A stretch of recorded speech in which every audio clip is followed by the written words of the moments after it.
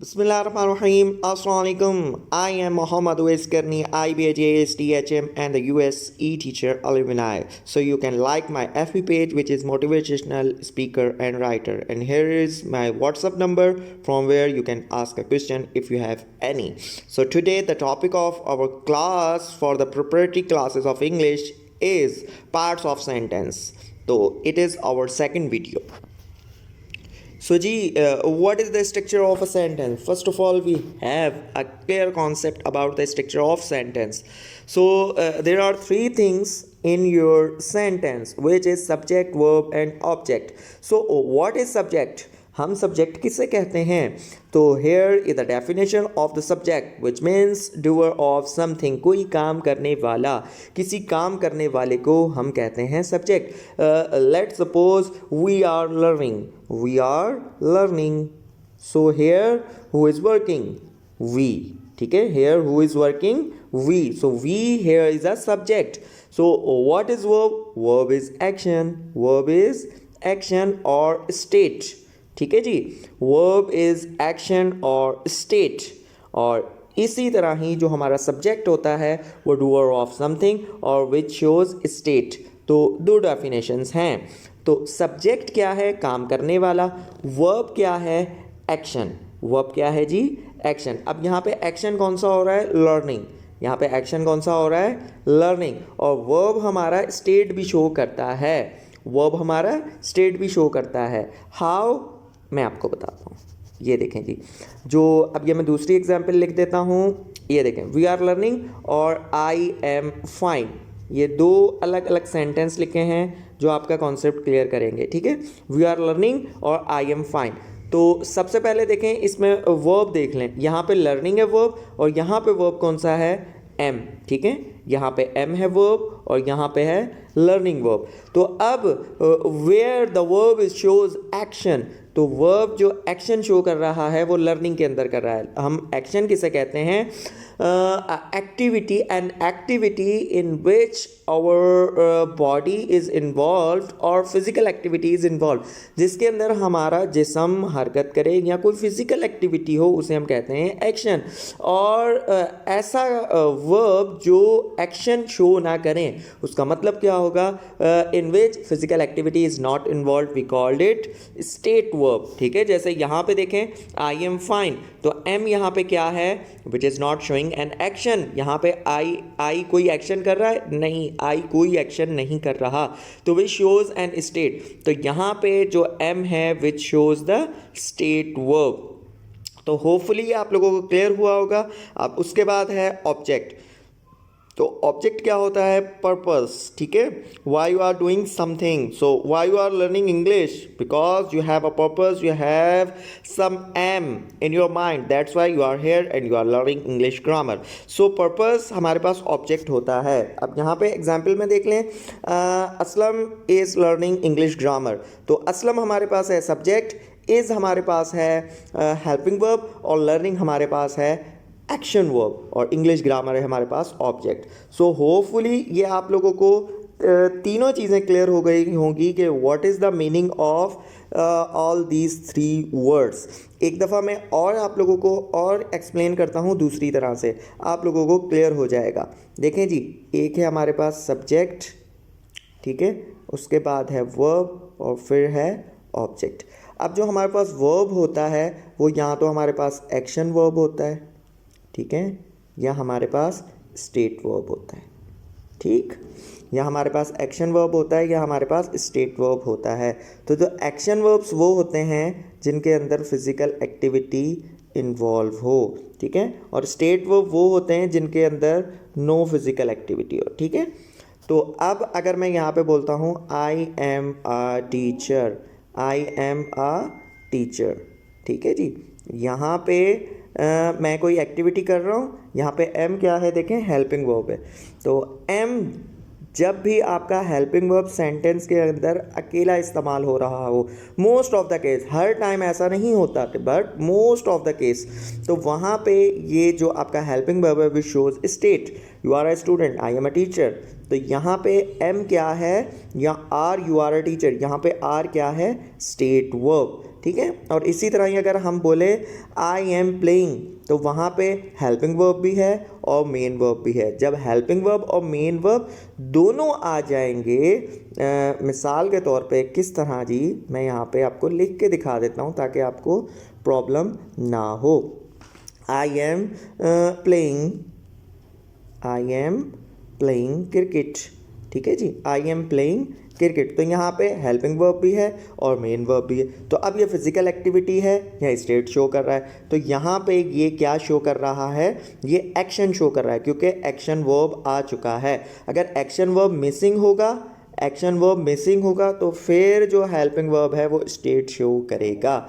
सो जी आप लोगों का होमवर्क ये है कि आप लोगों ने मुझे 5 एक्शन वर्ब्स के सेंटेंस बनाने और 5 जो है स्टेट वर्ब के सेंटेंस बनाने, ताकि आप लोगों का कॉन्सेप्ट जो है क्लियर हो जाए। और इसी तरह ही जी सब्जेक्ट के अंदर भी वेरिएशंस पाई जाती हैं। Either your subject is shows doer of something और शोज एन स्टेट। हाउ, वो भी मैं एक्सप्लेन कर देता हूँ। ये देखिए जी, इसके भी लिए मैं भी 2 सेंटेंस लिखता हूँ, जैसे वी आर बॉयज़, ठीक है जी, वी आर बॉयज़। और इसी तरह ही वी आर रीडिंग, ठीक है। तो हमने सब्जेक्ट पढ़ा था विच शोज एन एक्शन और विच शोज एन एक्शन और विच शोज एन स्टेट, ठीक है। तो वी यहाँ पे क्या है, क्या शो कर रहा है, वी आर बॉयज़। तो वर्ब यहाँ पे क्या है, वर्ब है यहाँ पे स्टेट वर्ब। तो यहाँ पे जो हमारा सब्जेक्ट है वो क्या शो कर रहा है, विच शोज एन स्टेट, ठीक है। इसी तरह ही वी आर रीडिंग, तो यहाँ पे जो हमारा वर्ब है विच शोज एक्शन और यहाँ पे जो हमारा सब्जेक्ट है विच शोज एन एक्शन। तो इसी तरह ही your subject is directly dependent on your subject. If your subject is an action then your subject is always represent an action, और if your verb is always a helping verb or a state verb, then your subject is always chosen state. So hopefully it will clear to all of you. अब हम आगे बढ़ते हैं, हमारा जो next सब topic है पार्ट्स ऑफ सेंटेंस। तो जी पार्ट्स ऑफ सेंटेंस कितने होते हैं, मोस्टली आपके दिमाग में आएगा कि there are 3 parts of sentence, but you are not right. तो देखें जी, there are 2 parts of sentence, there are 2 parts of sentence which are, number 1 is subject and the other 1 is predicate. तो subject और predicate क्या हैं, sentence के 2 part हैं।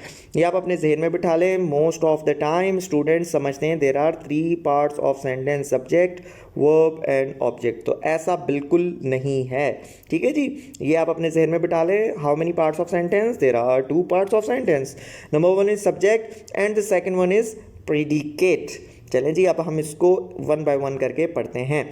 तो सब्जेक्ट क्या है, the subject of a sentence is the person और a thing doing the action और बीइंग डिस्क्राइब्ड। ये वही डेफिनेशन है जो अभी मैंने पीछे आपको ब्रीफली समझाई थी। ये देखें, the subject of a sentence is a person of thing doing an action और बीइंग डिस्क्राइब। या तो उसका कोई एक्शन हो रहा हो, या तो सब्जेक्ट कोई एक्शन कर रहा हो, या वो स्टेट को शो कर रहा हो, या उसको डिस्क्राइब किया जा रहा हो, तो वो होता है हमारा सब्जेक्ट। तो ये तो हमें पहले ही क्लियर हो गया। हम बढ़ते हैं आगे और next target which is predicate, ठीक है। तो व्हाट इज़ प्रीडिकेट, सबसे पहले ये समझ लें कि प्रीडिकेट हम कहते हैं द कॉम्बिनेशन ऑफ, फिर इसकी डेफिनेशन को देखते हैं। पहले आप ये देख लें कि होता क्या है predicate. Predicate consist of verb and object, ठीक है जी।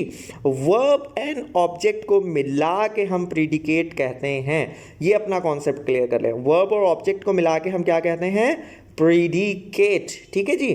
तो प्रीडिकेट किसमें, प्रीडिकेट के अंदर होता क्या है, वर्ब और ऑब्जेक्ट होता है। इसको अच्छी तरह याद कर लें। अच्छा, what is predicate, to give information about subject what the subject is describing और डूइंग।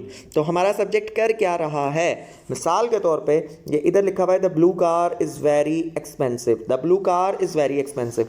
तो मेरा आप लोगों से एक क्वेश्चन है, काइंडली आप ये देखेंगे जो इज़ है यहाँ पे विच शोज एन स्टेट और एन एक्शन, ठीक है जी। ये आप जल्दी से देखें कि ये इज़ क्या है, स्टेट शो कर रहा है या एक्शन शो कर रहा है। Yes, you are absolutely right, is is showing here a state, ठीक है। यहाँ पे जो हमारा इज है वो क्या शो कर रहा है, स्टेट। क्यों, क्योंकि here is a helping verb and there is no action verb, ठीक है, यहाँ पे कोई भी एक्शन वर्ब नहीं है, तो इस वजह से इस क्या शो कर रहा है, यहाँ पे स्टेट शो कर रहा है, ठीक है।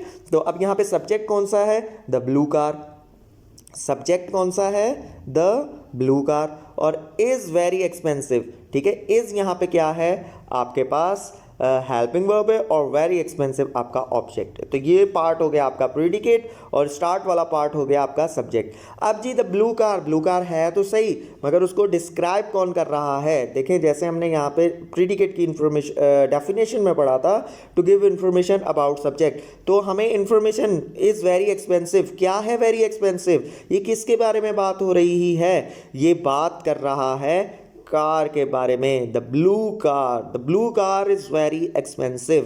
तो इस तरह आपका जो प्रीडिकेट होता है वो गिव इंफॉर्मेशन देता है आपको किसके बारे में, सब्जेक्ट के बारे में।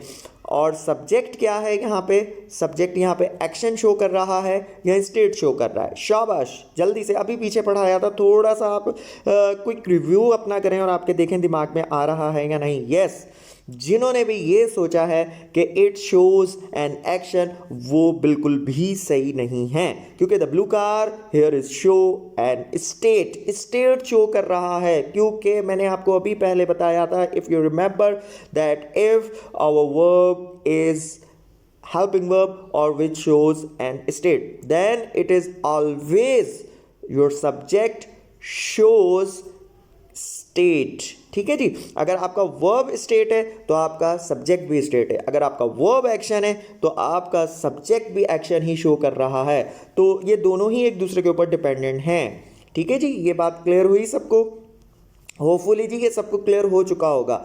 अब जी इन लास्ट आप लोग मुझे ये बताएं, ये फ्रेज है या क्लॉज, ये फ्रेज है या clause, the blue car is very expensive, शाबाश, बहुत ही आसान सी चीज़ है। देखिए क्विक रिव्यू पीछे से करें, व्हाट इज़ क्लॉज, तो क्लॉज क्या होता है, a combination of subject and verb, और फ्रेज क्या होता है, which is not a combination of subject and verb. So let's identify that subject and verb is present in this sentence और not. Yes, the blue car is a subject और is क्या है हमारे पास verb, तो we can find the combination of subject and verb, so here it is a clause not a phrase, ठीक है जी। Clear हुई बात, ये आप लोगों के दिमाग में क्लियर हो गई ये बात, होपफुली जी ये आप लोगों को क्लियर हो चुकी होगी कि सब्जेक्ट क्या है और प्रीडिकेट क्या है, ठीक है जी। तो अगर आपको इसके हवाले से कोई भी सवाल है तो आप मुझसे पूछ सकते हैं मेरे व्हाट्सएप ग्रुप के अंदर, मेरे जो आप नीचे देख लें स्क्रीन के ऊपर मेरे व्हाट्सएप नंबर दिए हैं, आप वहाँ से पूछने में आपको जवाब दूंगा। सो होपफुली अपना ख्याल रखिएगा, खुदा हाफिज़।